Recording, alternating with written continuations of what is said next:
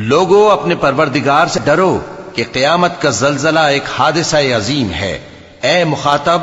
جس دن تو اس کو دیکھے گا اس دن یہ حال ہوگا کہ تمام دودھ پلانے والی عورتیں اپنے بچوں کو بھول جائیں گی اور تمام حمل والیوں کے حمل گر پڑیں گے، اور لوگ تجھ کو مدہوش نظر آئیں گے، حالانکہ وہ مدہوش نہیں ہوں گے بلکہ عذاب دیکھ کر مدہوش ہو رہے ہوں گے۔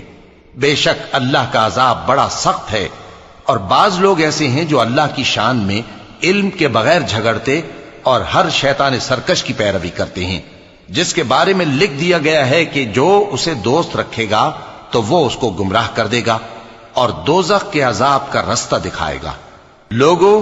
اگر تم کو مرنے کے بعد جی اٹھنے میں کچھ شک ہو تو ہم نے تم کو پہلی بار بھی تو پیدا کیا تھا، یعنی ابتدا میں مٹی سے، پھر اس سے نطفہ بنا کر، پھر اس سے خون کا لوتھڑا بنا کر، پھر اس سے بوٹی بنا کر، جس کی بناوٹ کامل بھی ہوتی ہے اور ناقص بھی، تاکہ تم پر اپنی خالقیت ظاہر کر دیں۔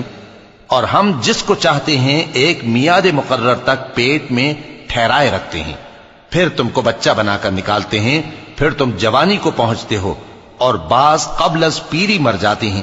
اور بعض بڑھاپے کی نہایت خراب عمر کی طرف لوٹائے جاتے ہیں کہ بہت کچھ جاننے کے بعد بالکل بے علم ہو جاتی ہیں۔ اور اے دیکھنے والے، تو دیکھتا ہے کہ ایک وقت میں زمین خشک پڑی ہوتی ہے، پھر جب ہم اس پر مے برساتے ہیں تو وہ شاداب ہو جاتی اور ابھرنے لگتی ہے اور طرح طرح کی بارونق چیزیں اگاتی ہے۔ ان قدرتوں سے ظاہر ہے کہ اللہ ہی قادر مطلق ہے جو برحق ہے، اور یہ کہ وہ مردوں کو زندہ کر دیتا ہے، اور یہ کہ وہ ہر چیز پر قدرت رکھتا ہے، اور یہ کہ قیامت آنے والی ہے اس میں کچھ شک نہیں، اور یہ کہ اللہ سب لوگوں کو جو قبروں میں ہیں جلا اٹھائے گا، اور لوگوں میں کوئی ایسا بھی ہے جو اللہ کی شان میں بغیر علم کے اور بغیر ہدایت کے اور بغیر کتاب روشن کے جھگڑتا ہے اور تکبر سے گردن موڑ لیتا ہے تاکہ لوگوں کو اللہ کے رستے سے گمراہ کر دے۔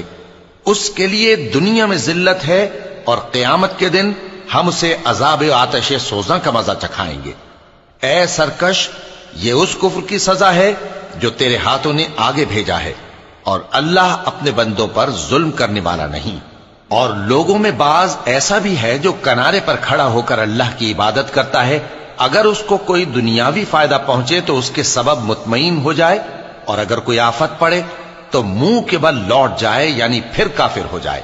اس نے دنیا میں بھی نقصان اٹھایا اور آخرت میں بھی، یہی تو صاف نقصان ہے۔ یہ اللہ کے سوا ایسی چیز کو پکارتا ہے جو نہ اسے نقصان پہنچائے اور نہ فائدہ دے سکے، یہی تو پرلے درجے کی گمراہی ہے۔ بلکہ ایسے شخص کو پکارتا ہے جس کا نقصان فائدے سے زیادہ قریب ہے۔ ایسا دوست بھی برا اور ایسا ساتھی بھی برا۔ جو لوگ ایمان لائے اور عمل نیک کرتے رہے، اللہ ان کو بہشتوں میں داخل کرے گا جن کے نیچے نہریں بہ رہی ہیں۔ کچھ شک نہیں کہ اللہ جو چاہتا ہے کرتا ہے۔ جو شخص یہ گمان کرتا ہو کہ اللہ اس کو دنیا اور آخرت میں مدد نہیں دے گا، تو اس کو چاہیے کہ اوپر کی طرف یعنی اپنے گھر کی چھت میں ایک رسی باندھے، پھر اس سے اپنا گلا گھونٹ لے، پھر دیکھے کہ آیا یہ تدبیر اس کے غصے کو دور کر دیتی ہے۔ اور اسی طرح ہم نے اس قرآن کو اتارا جس کی تمام باتیں کھلی ہوئی ہیں، اور یہ یاد رکھو کہ اللہ جس کو چاہتا ہے ہدایت دیتا ہے۔ جو لوگ مومن یعنی مسلمان ہیں اور جو یہودی ہیں اور ستارہ پرست اور عیسائی اور مجوسی اور مشرک، اللہ ان سب میں قیامت کے دن فیصلہ کر دے گا۔ بے شک اللہ ہر چیز سے باخبر ہے۔ کیا تم نے نہیں دیکھا کہ جو مخلوق آسمانوں میں ہے اور جو زمین میں ہے،